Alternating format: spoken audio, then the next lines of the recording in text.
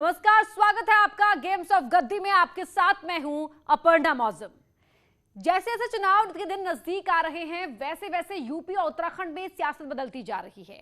इस बदलती राजनीति के बीच गेम्स ऑफ गद्दी में आज बात होगी सन ऑफ मल्लाह मुकेश सहनी के चुनावी पैतरे की। कैसे फूलन देवी की मूर्ति को लेकर यूपी की सियासत में हलचल मची हुई है। आखिर फूलन की मूर्ति से किसको फायदा होगा। साथ ही आपको दिखाएंगे कि यूपी की सत्ता में फिर से आने के लिए बीजेपी किसे मैदान में उतारने वाली है। क्या सीएम योगी चुनाव में उतरेंगे। यूपी में स्वाद वाली सियासत के मायने क्या हैं और उत्तराखंड में कांग्रेस के नए सारथी कैसे बदलेंगे बाजी।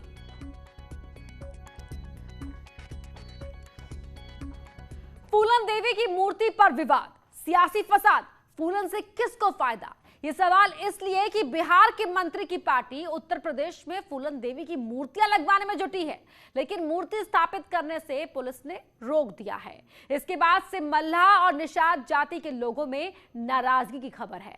आखिर इस सियासी फसाद से किसको कितना फायदा होगा और क्यों उत्तर प्रदेश की राजनीति में इसे तरजीह दी जा रही है।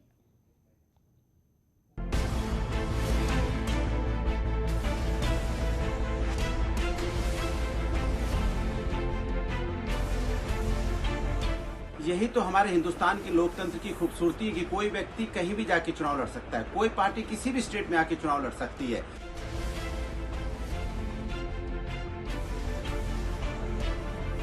उनसे पूछा जाना चाहिए कि पिछले 5 साल में समाज के लिए इन्होंने क्या किया। किसी भी नायक या महापुरुष की जाति के आधार पर उसको जातीय नायक बताना या महापुरुष घोषित करना, उसकी मूर्ति लगाकर महिमा मंडन करना, ये उत्तर प्रदेश में एक परिपाटी सी हो चली।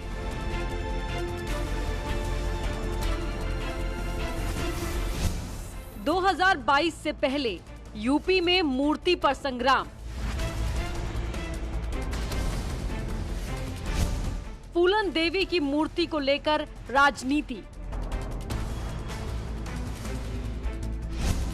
ये राजनीति 2022 में चुनाव को क्या दिशा देगी अभी कहा नहीं जा सकता, लेकिन मूर्ति लगाने को लेकर राजनीतिक गोलबंदी शुरू हो गई है।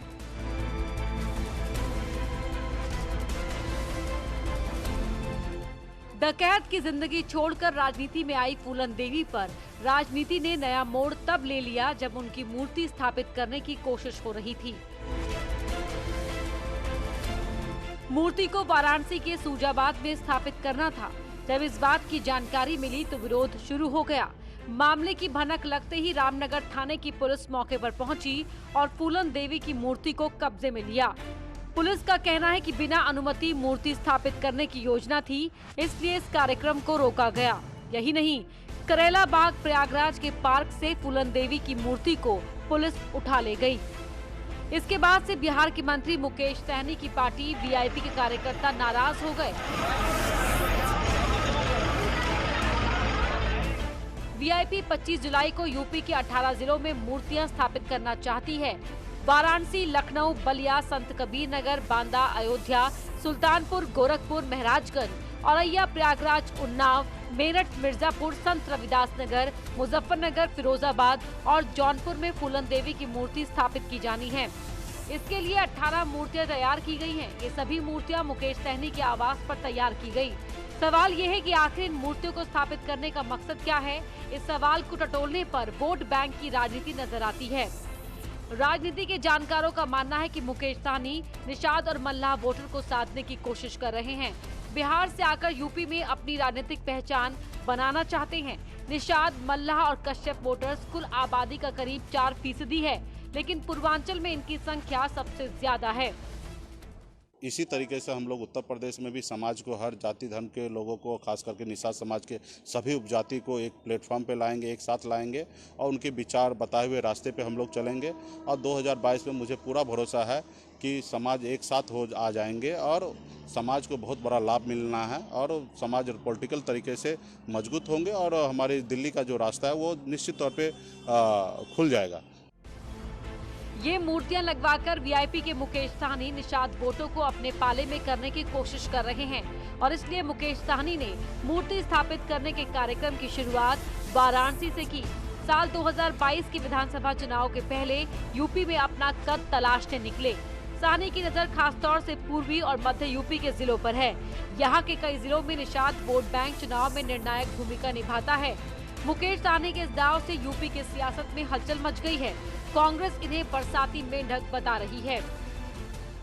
जिन दलों ने भी पिछले 5 सालों में जनता के हितों के लिए, समाज के हित के लिए कोई काम नहीं किया होगा, वही दल चुनाव आते बरसाती मेंढक की तरीके से कभी किसी जातीय नेता का, कभी किसी धर्म के नेता को मनाते नजर आते हैं, समाज की बात करते नजर आते हैं, चाहे वो फूलन देवी जी की मूर्ति लगाते नजर आते हो। इनसे पूछा जाना चाहिए कि पिछले 5 साल में समाज के लिए इन्होंने क्या किया। जनता के मुद्दों के साथ जुड़े हुए राजनीतिक दलों को धर्म और जाति की राजनीति करने की आवश्यकता नहीं होती। समाजवादी पार्टी इस पर खुलकर नहीं बोल रही, क्योंकि मुलायम सिंह यादव ने फूलन देवी को राजनीति में लेकर आए। 1996 में फूलन देवी ने उत्तर प्रदेश के मिर्जापुर सीट से चुनाव जीता और संसद तक पहुंची। मुझे खुशी है, वो किसी महापुरुष के नाम से कुछ करना चाहते हैं। जिंदा रहते करते तो और अच्छा रहता। तो जो भी पार्टी इस प्रदेश में चुनाव लड़ना चाहती है, सब आएँ, अपने लोकतांत्रिक अधिकारों का प्रयोग करें, हिस्सा लें। जिस समाज के, जिस महापुरुष की मूर्ति लगाना चाहें लगाएं। हर महापुरुष का अपना अपना कुछ न कुछ योगदान है। हम उसके समर्थन में हैं, पक्ष में हैं। हम किसी महापुरुष की मूर्ति के खिलाफ नहीं हो सकते। फूलन देवी मूर्ति विवाद पर बीजेपी ने कहा है कि जाति पर राजनीति करना कई पार्टियों की परिपाटी है। बीजेपी विकास की राजनीति करती है, सबको साथ लेकर चलती है। किसी भी नायक या महापुरुष की जाति के आधार पर उसको जातीय नायक बताना या महापुरुष घोषित करना, उसकी मूर्ति लगाकर महिमा मंडन करना, ये उत्तर प्रदेश में एक परिपाटी सी हो चली है। लेकिन उत्तर प्रदेश की जनता ने अब जातीय राजनीति करने वालों को खारिज कर दिया है।